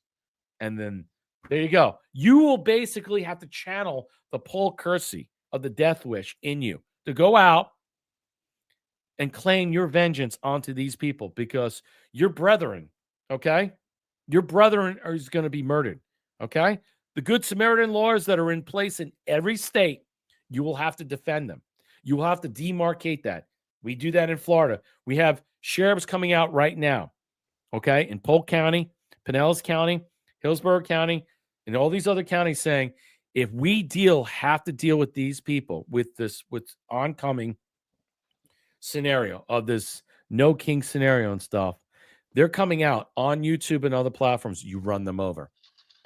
You will not, as a citizen of this state or the county or the United States, be allowed to be abused and attacked in this way. Run them over. You have no idea what people will do in this state. They will be running them over back and forth. They will be blasting them. You think that's hyperbolic? I'm telling you right now, in the state of Florida, there is zero tolerance for this nonsense. Zero. You have sheriffs on blast. They get in your way, they'll put you down. There's not a court that's going to put them in jail. It's not like the cops go to jail anyway. But what I'm trying to tell you is simply this nonsense is ending, and you're seeing it on full blast. Let me play this. We got to go. Bad for America, good for Republicans with Mr. Mamdani in New York. If I didn't know better, I would think he was a Republican plant. If I didn't know better, I'd think. Did you hear that? He thought he's a Republican plant. That's an interesting thing. Let's play it. If I didn't know better, I'd think that Republicans had created Mr. Mamdani in a petri dish in a genomics lab. He's clearly from what I call the Gary Busey wing, the cray-cray wing of the Democratic Party. All right, that's enough. Marshall, what's your thoughts about that? Because I got to move on. I don't want to continue on with this blather, but he said the same thing that we're talking about. This is an operation that this guy has been spawned to be put in place as a character actor. To what? What do you think? I mean, is he off the cuff? I think he's dead on because we're all feeling this point of view. I mean, and for this guy to be so far ahead at this joint, this juncture, come on. This guy's like light years ahead on the polls and everything. And how is that possible? Yeah. How is that possible? Exactly. And there's something going on here that we don't. Well, I think we're close to what we're talking about, where this guy, who he is. Matt, you really think New Yorkers want to fall into the Marxist? It's the capitalistic world. Yeah, Wall Street society. It is. It's got Macy's. It's the antithesis. How? So what are you going to have? You're going to have homeless people at the Macy's Day Parade in November. Are you going to have what? What are you going to have? You're going to have Antifa doing Christmas stuff, running the balloons. What is your plan? Plandemic. It's the whole occupation of him being the mayor really has either the whole voting system is off the charts and they're wrong, or this guy has been totally installed for the idea or the separation of controlling and maintaining and showing you what it is to supplant a Marxist communist flag in the city of New York. And I think it's going to get ugly. Let me say some thank yous out here. Trump won't give to the cookie. Good to see you. Darla, give to the can. Senator Kennedy is a national treasure. He's a national treasure and also a national fraud. I'll say that. J2 Dag donating 117 gold bills. Thank you so much. Darla L, give to the can. Another movie playing Escape from New York. Yes, that's an excellent point. I agree with that 100%. Because if you go back and watch Escape from New York, which I did the other day, there are people in place that are pretending to be having a role to get Snake Plissken to do this, to do that, and to have New York fall, even though their intentions are to get the fuck out of there. So I think you're making an excellent point. Go back and watch Escape from New York. I think there's a lot of different entrails of that. Darla, give to the can. Another movie playing out. You had Senior Apollo, give to the can. I hope Mandami wins. Don't complain about what a shithole New York City is. No, I agree. Wood USA dropping 717 gold pills. Need for 10,000 plus gold pills to support it. Thank you so much. I appreciate it. Don't give the can. Marco has surprised me, doing a great job. Don't you know about Vance? I think it needs to be another Trump. Yeah, look, I'm wondering To answer your question, was Marco Rubio called out as the greatest Secretary of State ever? You know, bigger and brighter and better than a certain, let's just say, Squealer, a CFR, Illuminati, Kissinger type of rat bastard that Trump praised in some way. And he calls him out in this way. Is he equating him to that? Think about that. Is he equating him to something other than Kissinger or the complete opposite? I don't know. When President Trump puts people on blast, ladies and gentlemen, there's a reason why he does that. There's only two reasons. Either he's calling them out, but he says all these amazing things about Marco and what he has done to help stabilize peace in these regions and do all the things as the state secretary. I mean, so you really have to balance it out, because what President Trump says not automatically means this way. Do I think President Trump is sincere about this? I don't know. I can't prove it one way or another. It appears to be, but it doesn't necessarily mean it is to be. Darla, gift to the can. Prior presidents made a mess of the world. So badly that President Trump. Yeah, I mean, look, you need to understand what President Trump is doing. Did he put Marco Rubio on blast for thanking him of what he has done? Or did he call out Marco Rubio on blast to attack him in such a way that only those two people know what they're discussing? I don't know. I can't answer that question. That is something for you to decide and dig in. I don't have the answer. You know, keep your enemies close. I mean, Marco Rubio ran against President Trump. In 16 and 17. I mean, he sits next to him. He has an affiliation with them. Is he keeping his enemy close and closer? Does he like Marco better than JD Vance? I don't know. I know the Suns like JD Vance. I don't know. I really can't answer that question. Marshall, your thoughts? Yeah, I don't know either. I mean, that's hard to decipher. I mean, he is doing a great job doing 5 or 6 He jobs. appears to be doing a good job. We don't know the inside yeah. baseball. Yeah. Right. So he's following orders well. Let's put it that way. he's following orders well. But when Trump is gone, he's going to do whatever he wants. Bingo. So, They're all going to do what they want. Right. Exactly. So just that's because why I don't trust any of them. I don't trust exactly. See, Vance, Marshall is laying out the subterfuge. He's exactly saying it. Go ahead. You got to have another Trump, or Trump needs to get at least 2 more years. And here's the key. Here's the bottom line. When Trump is gone, or there's not a Trump presence, they're going to do what they want. And I think no matter how you look at JD Vance from Palantir, how you look at Marco Rubio, former neocon senator, they're all going to be as ambitious enough to be moved in their positions of power. Now, the question is, are there powers that be that are kingmakers that will control them? I don't know. I can't answer that question. And you know what? At this point, I'm not worrying about it. But the Trump legacy resides in the future of having at least 1 foot in and not 1 foot out. And I'll leave it at that. As President Trump arrived at military parade in D.C. This June, we're just talking about, here we are, with another nationwide protest that's set on Saturday. Some Republican leaders have labeled the protest anti-American. Yes, it is. Speaker Mike Johnson claimed without evidence the Saturday's planned rallies contributed to ongoing.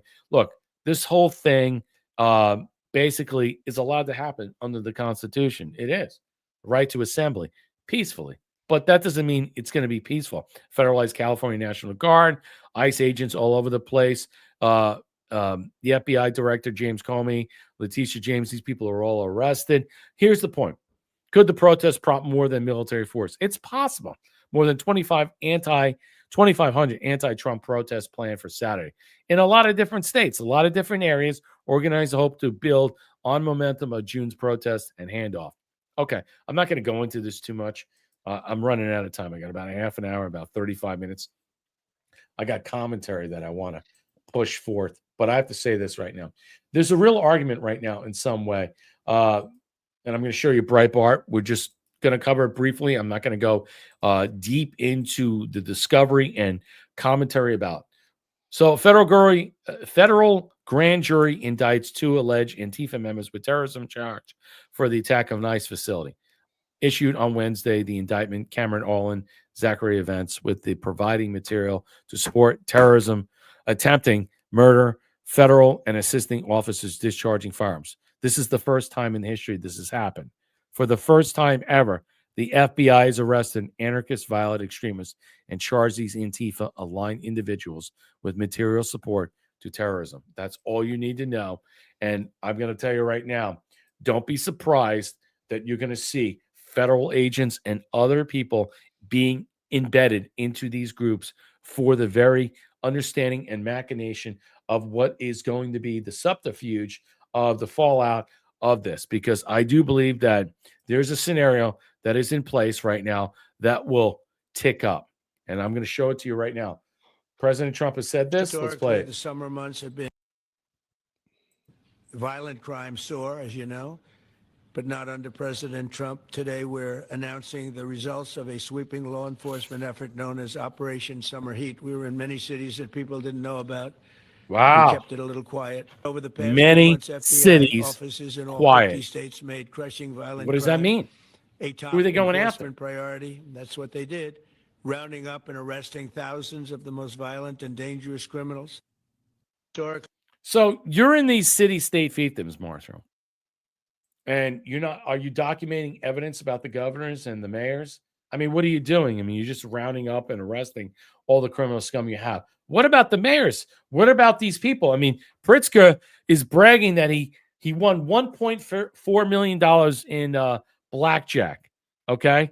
His wife on her tax documents made $14 million. I know they're rich people and stuff in some way, but you have to look at this as something far more largesse. And I don't believe the narrative that is being constructed out there right now that we're seeing is that, oh, these are just oddities in some way. President Trump is basically hinting to the idea that we have opportunities that are put in place to control a certain narrative that is under the guise of something that they're, that they're not really releasing at the moment. But it will come to fruition very soon. But we should just be patient. What say you? Yeah, look, they're doing the same thing they did in DC, and they have the information. Yeah. They're collecting the information on these mayors, these police chiefs, all of these city council people. That's where the dirt's at. That's where the rubber meets the road. Right. It's not these idiots on the fucking street.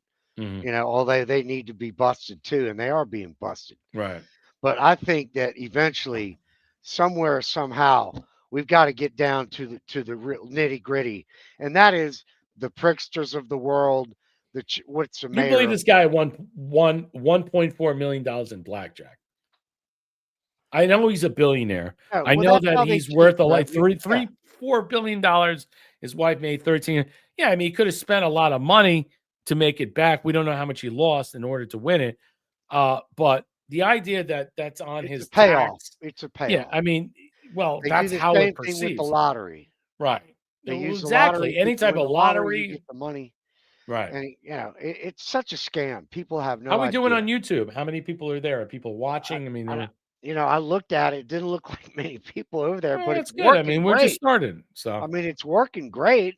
That's good. That's Yeah. great. Because when I do the AI, when I put the videos out through AI machine, just put out all our commentary and discussions, they get a lot of views, like 6,000 in one day, which is amazing. Would USA dropping 517 gold pills support the boys 10,000 plus? Yes, let's do it. We're adding YouTube. Subscribe to it. I'll be discussing commentary on Sunday about other people that are going to be involved about doing shows on YouTube, and you'll be very surprised. Darla, a gift at the can. Sounds like martial law is coming to a town near you. It's possible. I mean, look, it's coming to a certain prevailing scenario that it's coming. Whether we look at habeas corpus being suspended, which I'll get to in such a fashion and stuff, the question is, President Trump just asked the courts to come in to Illinois.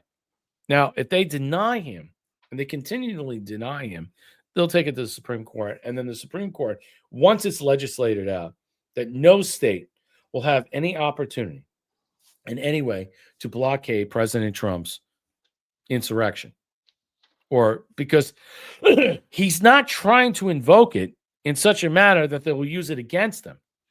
He's trying to use it and to supplant it as a discussion, as a legal tenet that the Supreme Court will recognize his right to do it and offer a predicate that will be sublime enough that he can move in without necessarily having to invoke it, that no jurisdiction inside the United States can blockade it.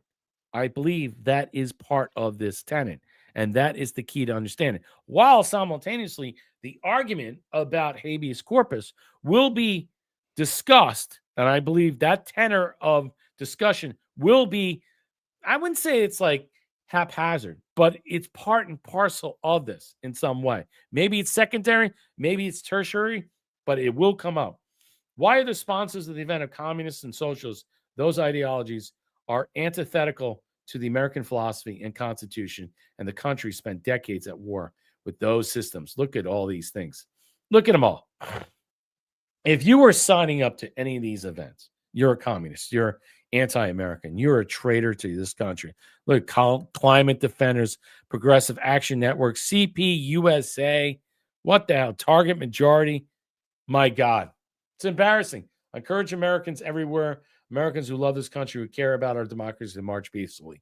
If you were signing up to it, you're not marching peacefully. You're marching into a trap that you've created, that people can see how bad our country is, how bad things have been so lopsided in some way. There are just so many. They're predicting 100,000 in D.C., maybe more, and many other predicates. Let me show you this from Tim Kramer. We'll get into this, and then we'll dip out very soon because we're running out of time.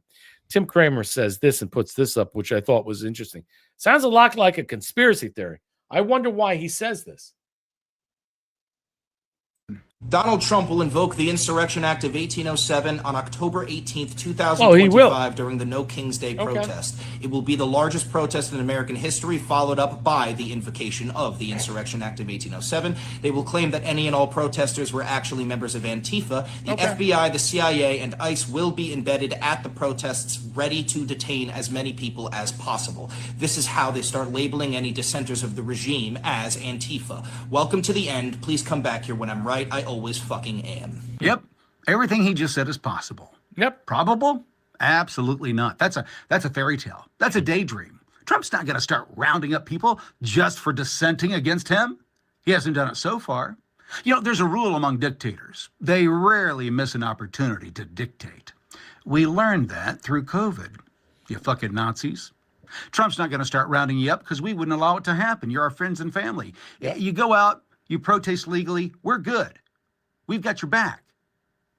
But, you know, on the other hand, we know how you guys are. You get together, you start yelling and screaming, you start chanting and marching, and before you know it, a goddamn police car's on fire, then a building, and then someone's been shot. Yeah. Yeah. Remember how scared you were when you thought that was going to happen on January 6th? You thought democracy was at risk because that was happening in D.C.? Now, just imagine that's happening all over the country. Yeah, I can understand how Trump would have justification to invoke the Insurrection Act. So, as they say, ball's in your court. We'll see how you handle it. You're watching. It's a fair assessment. We're alluding to the idea that everybody thinks that, you know, if this shit goes off the rails, that's probably going to what it's taking its place. Again, I've always surmised that the idea that it was already signed a long time ago regarding back or relegating back to April of 2021. I mean, there's been a lot of pushback by people and saying, I cannot prove that in any way. And the people are like, you don't know that. So what the fuck you saying and stuff? I agree. But if you look at the tenors of understanding what happened of April of 2020 and where we are in 2021 with the stolen election and the executive orders that were signed, it would make sense. And maybe we're still under that guise in operation. But it doesn't matter at this point and stuff. I mean, the idea is that we're holding this as like, this is it. This is the whole thing. When there are other things in play, there are many things. Cash Patel tells us there's many operations underway. All right. And it doesn't have to be just one thing. It could be several things. I think it's possible. The question is how major cities are going to, deal with this. Are they going to have, let's just say, the possibility of having reinforcements there to protect the police, to ensure that this stuff it doesn't go off the rails? I would think so. I mean, President Trump said we've been in many cities privately or secretly. Well, again, where are the rest of the governors? What are we waiting for? Are we still waiting for the courts to come down to say, President Trump, you don't need to invoke the Insurrection Act, but you're allowed to do so. And if you do so, you can suspend habeas corpus. If we are going to get to that tenet, Marshall, that's going to come out, that's going to change everything. Because once the Supreme Court levels that, it's game over. Yeah, I think tomorrow when they do these whatever protests or something, you're going to have violence. But it's going to be as they leave. It's going to be mitigated. It's going to be, parsed out, piecemeal. Or is it going to be wholly epic? Well, I think it's going to be, I don't know how widespread. I think it's going to be when they either as they're leaving, like on the out edges of it. I don't think right where they're doing their little thing, they're going to be screaming and doing all that. But on the outer edges, they're going to, like in D.C. when Trump got first elected back in. Well, let's focus on D.C. Is D.C. going to be a punch up at a wedding? Is, people are drunk. They're going to be fucking high on drugs. They're going to come out swinging. Are there people going to, let's just say, get in your face, as Tim Kramer's saying? Are we about to see it? I mean, we understand how the reckoning is happening in the culmination in all these different areas, the summation, the evaluation about how all these things are being presented out. But my question is, how far will it go? Is it just temperamental, or is it going to be, let's just say, a clear, let's just say, delineation about where we have to go and where we have to change? Or is it just going to be something that is going to be supplanted in the back of our mind, is that this is going to be an untenable situation, whether today, tomorrow, or the future. And I've always said, bring on the Civil War, because whether we have it today or we have it in 5 years from now, it's going to happen. And it's going to be a race war. Don't be surprised about that. Yes, it will be a race war. If we don't quell it now, we'll be killing. Whites will be fighting blacks and Hispanics and every other thing. We will going through the yes, we will.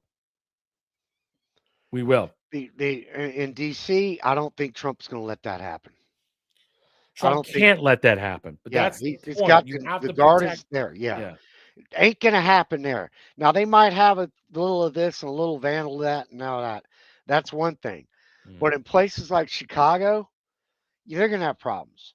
I believe they're going to have some problems. Yeah, Alphabet, LA, Alphabet, Omega, Pill, Naked Sodomites, riding bikes. Let me just say it right now.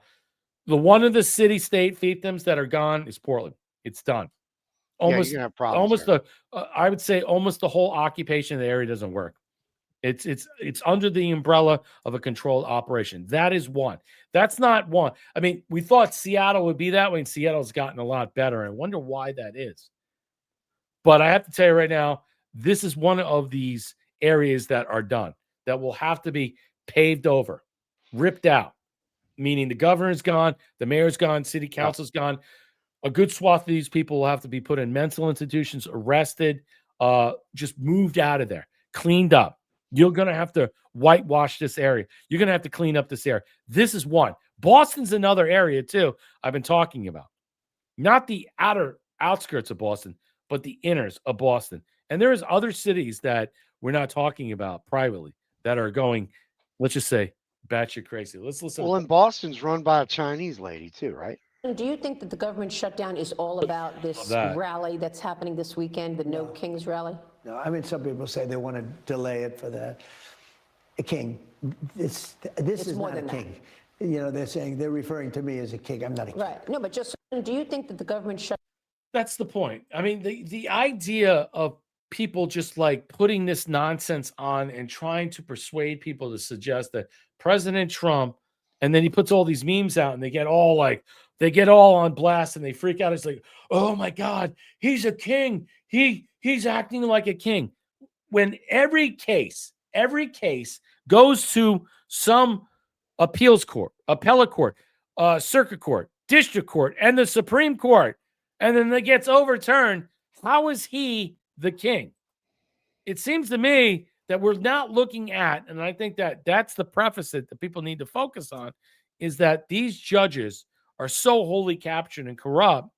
This is why the whole discussion about the indictments, it's temperamental. That's why we're testing the waters, because I do believe we are testing the waters to see how far we can move on with these court cases against James Comey, Letitia James, and then John Bolton, because I don't believe we move on from any of them. Testing the judges.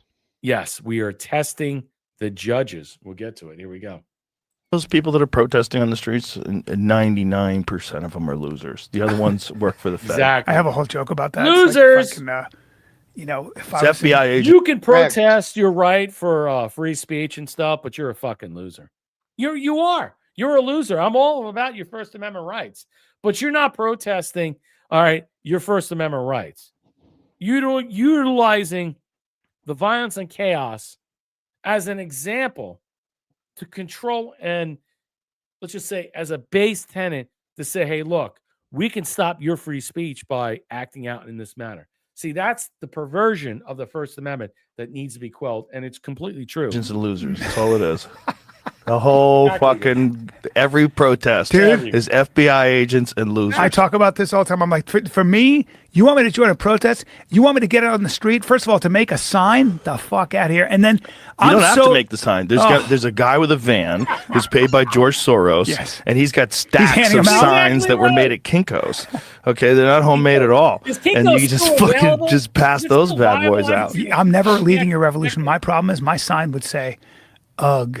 Or it's complicated. Yeah. Political. My sign, you don't want to know what my sign would say, Marshall, but honestly, honestly, who wants to spend your day protesting? If these people aren't paid doing it, why would you want to be there? That's the overarching discussion. They're being paid to be there, at least to a certain, let's just say, argument, or based on a certain benefactor that is making this so. I mean, honestly, I'm sure you'd have better things to do on your Saturday or Sunday. I could find a lot of things to do, Marshall. What say you? Yeah, they're having a beer tasting right down the street where I live, man. I'm sure. So I'm going to go to that, and they're giving away free chili and all that. What the hell? No, but I really look forward to seeing these people attending these rallies. Right. I'm guessing that they're going to be probably a little older than me, the old boomer hippie. They're going to be out there, yeah, man, and singing songs, kumbaya, whatever. And then you're going to have the little flaky ones with the pink hair and the fucking shit. They're going to also do some shit, like we said earlier, Chicago, certain cities. But it's just, what is this? Why aren't they, Brett, everybody out there, why aren't they celebrating the freedom of Palestine? Right. Palestine's free now, man. What are you doing? You should be happy. You should be having a wine tasting or something. I don't get it. I don't get it, man. Well, I think we get it. It's just that they're heavily funded. Yeah, they're heavily funded. I mean, look, there's nobody. I mean, obviously, if you don't have no job, no nothing, then you're going to do that because you got to be out there. And you got to contact your handle and make sure you get paid. I mean, it's the same thing with X with the 30 pieces of silver that you got to put out your propaganda to get paid. I mean, these people couldn't find a real job if it bit them in the dick or the ass. I mean, it's just at this point, we understand that we are being truly propagandized. The agit pop is just so overwhelming. The psyop is just increasing at levels we've never seen before, and it's all over the place. You cannot believe anything. In fact, I believe less than anything I've ever believed in. In fact, I actually question my own existence. I question if I was born. That's how bad it's gotten. Like, literally, I wake up, I'm like, am I really awake? Like, I'll wake up at 3 a.m. and I know I have bad sleep insomnia, and I hear stuff. I'm a light sleeper, so I'm always thinking there's a Michael Myers downstairs. I'm walking out with my fucking rifle, and I'm like armed up, like at a command. I'm like, what's going on? Do you ever hear your dog bark when you're sleeping?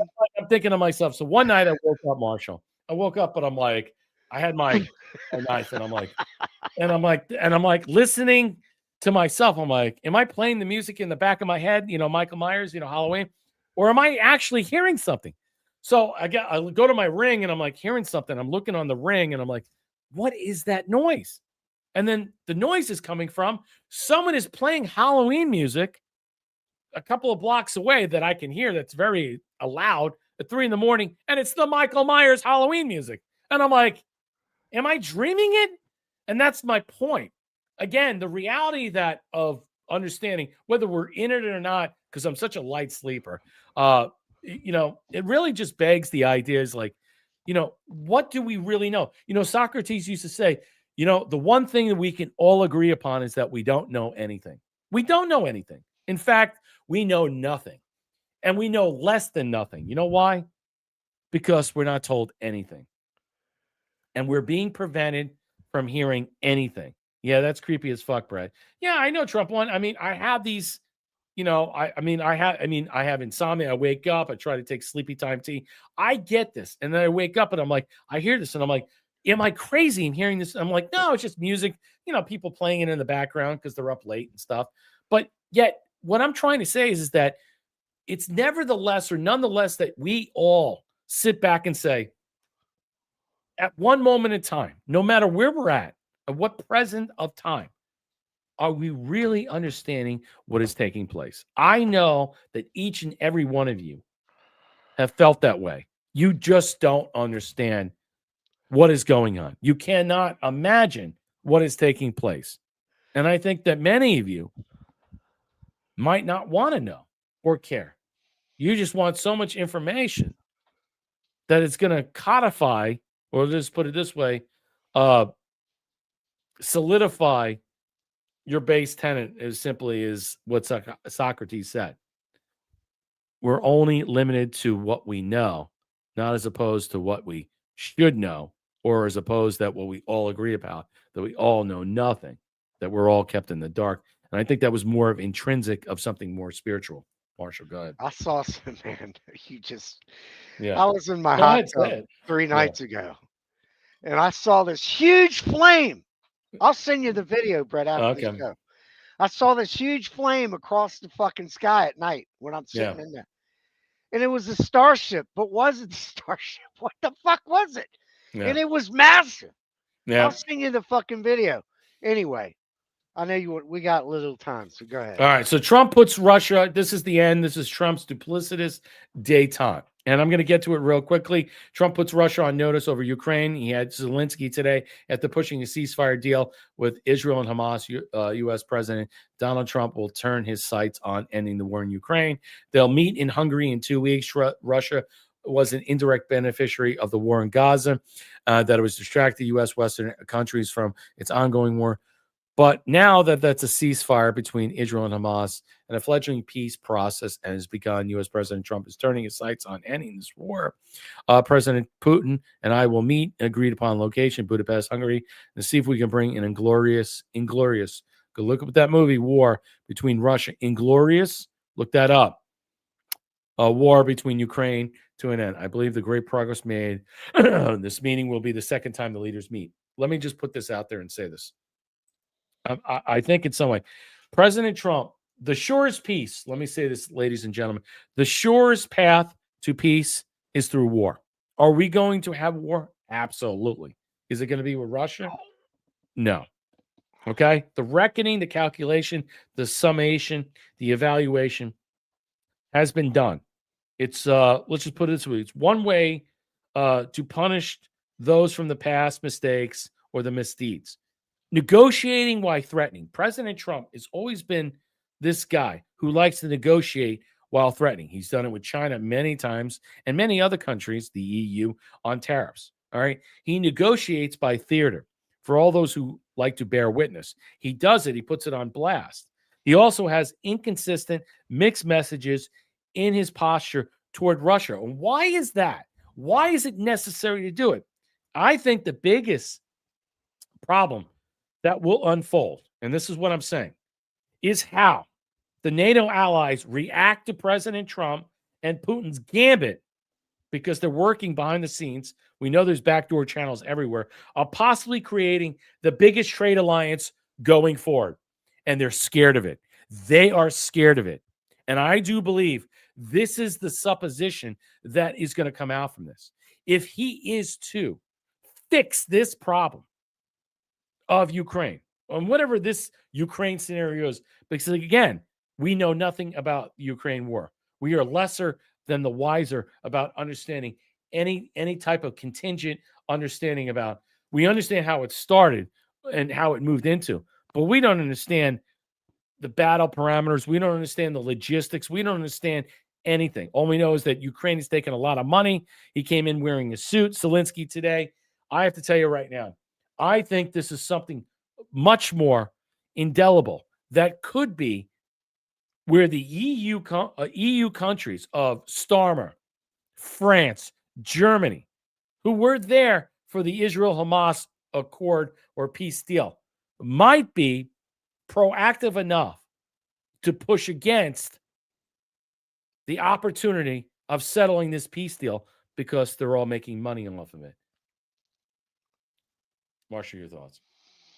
Yeah, that's exactly right. I mean, they don't want this shit to end. And why is that? It's the money. It's the whole thing. It's the money. It's also the control, the power. Right. Mm-hmm. You know, they don't want to give that up. And it's just like Netanyahu. Yeah. You know, he goes in there and he's like, okay, we're gonna let these Hamas guys go out and keep killing people in the street. Mm-hmm. They're the ones controlling that whole fucking shit. But he's putting them on blast. He's saying, he's allowing, I think he's stringing them along. I think he wants them to come out, because he's going to come out and say, hey, look, we got a deal with Russia in Budapest. The Hungary president is there. The whole, let's just say Eastern, let's just say alliance, maybe Poland and other countries could be on there. Czech could be involved. He's putting the Western alliance of NATO on blast and saying, and watch them react. And maybe turn on Trump from that, which could be problematic and unsettling to a peace agreement for Ukraine. I think it is possible. I think it's wholly probable. NATO, the Western alliance, doesn't want this. They hate Russia. They don't want any deals with Russia, even though they don't mind trading with them. They don't mind having gas and oil depots with them. What they don't want, and they will never allow, is for the United States and Russia to form an alliance that will go up through the Arctic, let's just say paths and routes that will curtail some type of energy block and continue with this alliance of energy and other, let's just say, parameters that will expand to the Arctic and other regions. They are worried that that could happen. The contingency of the fallout from EU to the United States, with the United States and to Russia, all right, where they're going, that separation, that divide, that chasm, they cannot allow. And they will do everything they can to afford a big FU, a big cock block, to make sure it doesn't happen. And I think that's what they're worried about. Yeah, the British Kingdom cannot have a Russia-America alliance. No. They can't have it. Neither can France. Neither can France. Right. Neither can Germany. All of the European. And that's why when you see the media tell you for how long, I don't know, your whole life, we've heard that Russia is so evil. Russia is our enemy. Russia. No, that's a fucking lie.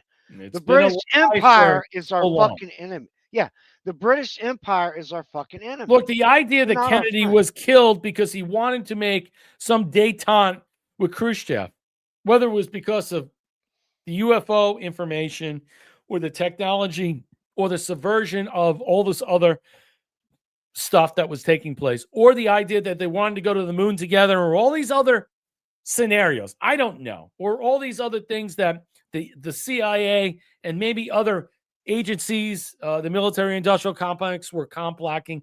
It didn't matter. So they had to kill him. This is the exact scenario we are in right now. But now it's more expansive. This is where we are right now. We are at this type of moment in this time history. In 2 weeks, he will meet him. This will solidify where we go as a future in this country, and both as a pact of fixing once and for all what should have been done in 63, 64, that was not done, that was complicated, that we were divided by. And let's just put it this way, the biggest war that we face internally is not with China or Russia per se. It's with the CIA and the intelligence apparatus that continues to what? Stonewall, attack President Trump, and even try to kill him. And I don't be surprised we might see another event happen in Budapest. And I hope, God, not. A lot of people think, well, the first one was staged, the second one was staged. I don't fucking care what you say. My attitude is simply that it's as real as you can possibly understand. The question is, have these agencies behind the scenes been wholly captured? And if they have been captured, and he will use the CIA to dethrone, defrock Venezuela's power and its government, its agencies, to make sure they will build up, we will see how that will operate, meaning how it falls through or falls out will be based on our determination and how we pierce through what comes out of that mess. Because if you want the head of Alfredo Garcia, okay, which is AKA Maduro and stuff, all right, the question is, are they doing it, or are we going to bring him forth so he can discuss what is there? I'd like to know. I think that it's better to arrest him, okay, than to kill him. If you decapitate him and you drop that off, you are going to run the gamut of losing an entire, let's just say, countryside that may not like this in some way, even though there is somebody who is legally and viably gifted to be there, who won a peace prize that I believe that they're about to purport and put up in some way and supplant, which is not an American. So the question is that going to take place? Super D gifted the cookie. Thea gifted the cookie. God wins. Aloha Mom gifted the cookie for Wood USA. Darlell gifted the can. Scotty Bean, me up. Stay safe tomorrow, everyone. Heads up on a swivel. Much love to everyone. Enjoy your weekend, and hopefully you'll have plenty of popcorn to watch the show tomorrow. Yes, be safe tomorrow, because in many cities, I think it's like 1,500 cities, that all these things are going to happen. I mean, it's just a lot of different areas. Trusty Turnip gifted the cookie for Wood USA. Thank you so much. And Wood USA donating 417 gold pills. Let's support the stream. Thank you always, Wood USA.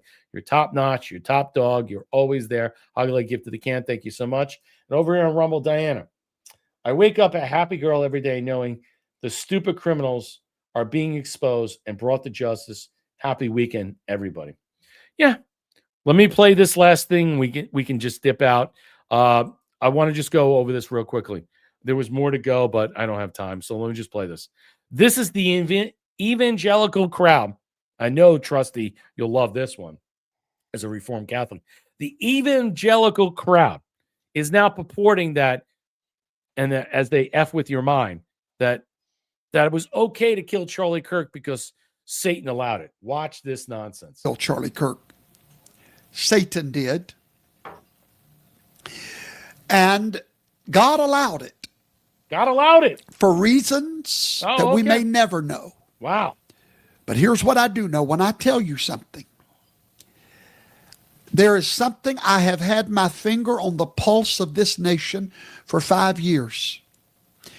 I told you what the problem was. They were turning him in. They was Tucker and him were like this.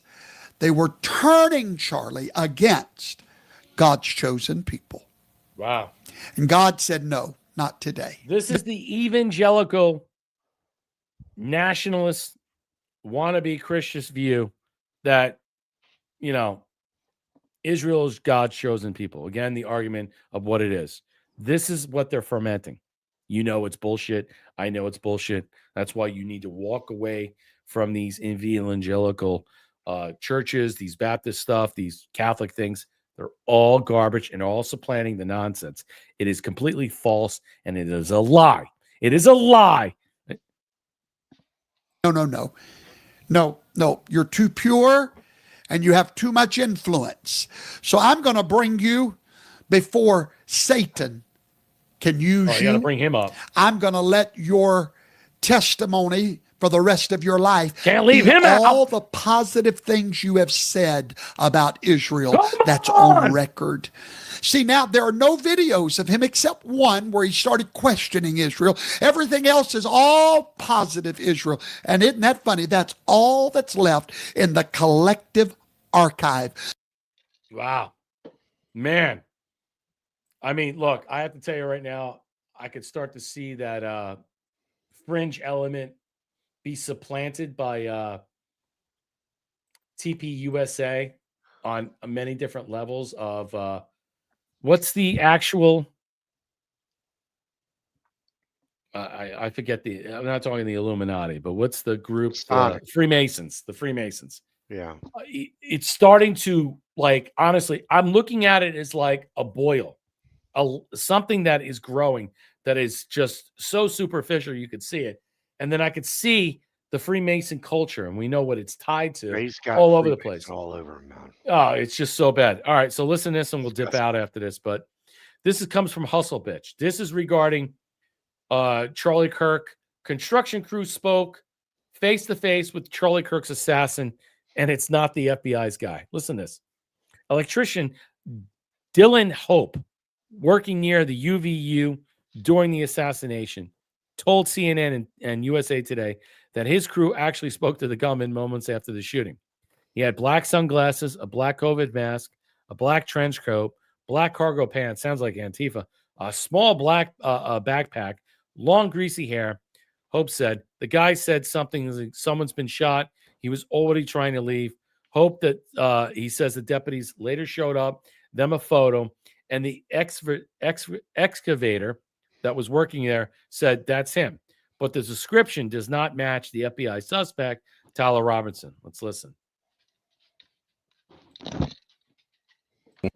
We met an electrician working near the university who says someone matching that description approached a co-worker at this job site. He had black sunglasses, he had a black COVID mask, he had a black trench coat, black cargo pants, and he was wearing a small backpack, and he also had long, greasy black hair.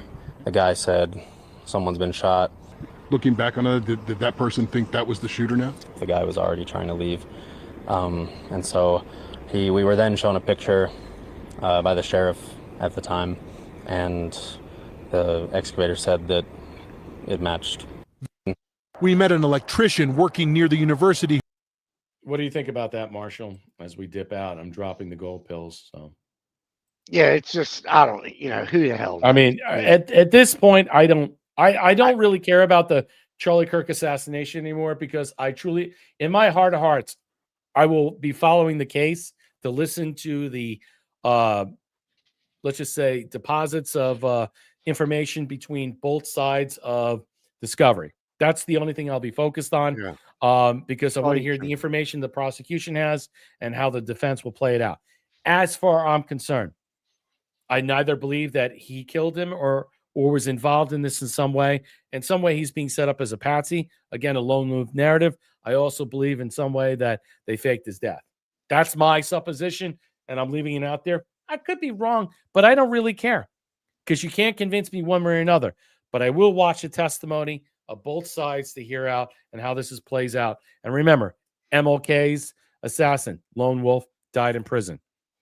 RFK Sr.'s, he's still alive. Sirhan was denied bail. Hinckley, who shot Reagan, who survived, was just recently released not even a year or two ago. I wonder why that is. And of course, JFK's assassin, whoever you think it is, which if you go back and I watched the Y-Files the other day, and they're saying it's this person. They actually have names that they can tie this and stuff. I don't know. There has been no evidence. in any way to suggest who were the shooters, who planned it, who organized it, who set this up from top to bottom. Everything is supposition. Everything is theoretical. The Warren Commission was put in place to do the same thing of what we're seeing about what is taking place at the Charlie Kirk Memorial, to dispositively separate you from reality. That's it. That's what the lie was. And so instead of doing a Warren Commission, they did a memorial.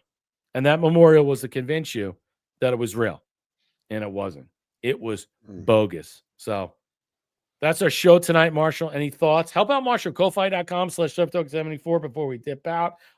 I will return on Sunday, and I got some great news for next week. Go ahead, Marshall. No, yeah, it's the whole memorial that they had for Charlie Kirk. It was really, I mean, I hate to say it like this, but it was over the top. Yeah. And it was over the top for a reason, I believe. Yeah. So, let's just, it is what it is. Time to move on. Time to move on. Yeah. Time to move on. We got other things to fry, fish to fry. We have so much. We got this Russia thing that's going to be hot and heavy. And that's what I want to focus on going forward. I think there are other things. The indictments are just testing the waters, as Marshall said, about the judges. It's not about indicting all these people. And be mindful about, like, let's get more indictments, because if it goes to the same judges with the same courts, none of this fucking matters, because none of these people are going to be convicted. You got to draw them out. And it doesn't matter how much evidence you line up to them. Yeah, you got to draw them out first. We got to draw them out. Thank you, Thea, for the 200 gold pills. I will return on Sunday. As for following week, we'll be announcing a lot of information regarding what's going on with YouTube that I'll be expanding on with many different people. I want to thank everybody out there. Have a great weekend. Be safe. Be well. God bless. And be mindful where you're at. Stay away from these opportunities of these protests that could turn into chaos and riots. Do not partake in it. Stay away from it. Do everything you can to avoid it without all possibility. Good night and ciao, Bella. Good night.